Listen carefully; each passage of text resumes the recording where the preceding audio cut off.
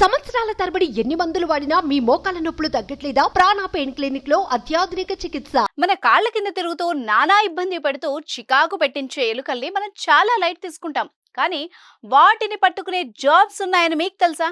ఉన్నాయండి. అలా పట్టుకునే వాళ్ళకి ఇచ్చే జీతం కూడా ఏడాదికి ₹1,00,00,000 పైమాట. ఆ డీటెయిల్స్ ఏంటో చూద్దామా?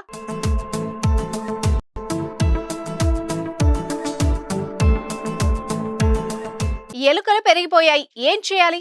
సింపుల్, పిల్లుల్ని పెంచేస్తే సరే అనే డైలాగులు వినిపిస్తున్నాయి కదా. కానీ ఎలుకల సమస్య అంత చిన్నదేం కాదు. ఎలుకల్ని పట్టడం అంత ఆషామాషి కూడా కాదు. అది ఏకంగా ఏడాదికి ₹1.2 కోట్ల జీతం ఇచ్చే ఉద్యోగం. అదెలా అంటారా? న్యూయార్క్ నగరంలో తాజాగా ర్యాట్ క్యాచర్ని నియమించుకోవడమే ఇందుకు ఎగ్జాంపుల్. కొన్నేళ్లుగా న్యూయార్క్ నగరంలోని కొన్ని ప్రాంతాలు తీవ్రంగా ఎలుకల సమస్యతో బాధపడుతున్నాయి. సబ్వేలు, డ్రైనేజ్లు, పార్కులు ఎక్కడ చూసినా కుప్పలు తెప్పలుగా ఎలుకలు కనిపిస్తున్నాయి. వాటి సంతతి విపరీతంగా పెరిగిపోవడం ప్రజలకు ఇబ్బందుల్ని గురి చేస్తూ ఇటీవల వార్తల్లోకి వచ్చింది కూడా. ఈ క్రమంలోనే న్యూయార్క్ నగర మేయర్ ఎరిక్ ఆడమ్స్ ర్యాట్ క్యాచర్ను నియమించారు. డైరెక్టర్ ఆఫ్ రోడెంట్ మిటిగేషన్ పేరిట ఎలుకల్ని నియంత్రించే ఉద్యోగానికి దరఖాస్తుల్ని ఆహ్వానించారు. మొత్తం 900 మంది అప్లై చేసుకోగా వారిలో క్యాథలిన్ కొరాడీని ఎంపిక చేశారు. ఓ స్కూల్లో టీచర్గా పనిచేసిన ఆమె విద్యాశాఖలో ఎలుకల నియంత్రణ, వాటికి ఆహారం, నీళ్లు అందకుండా చూడడం వంటి అంశాలపై చిన్నపాటి రీసెర్చ్ చేశారట.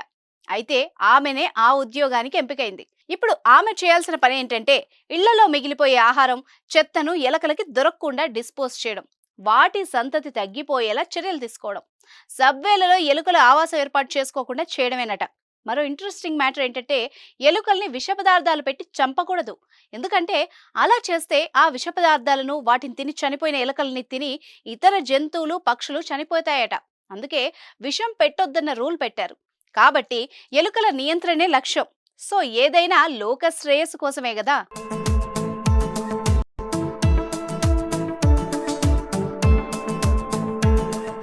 సుమన్ టీవీలో మీ పర్సనల్ అండ్ బిజినెస్ ప్రమోషన్స్ కోసం కింది నెంబర్కి కాంటాక్ట్ చేయండి.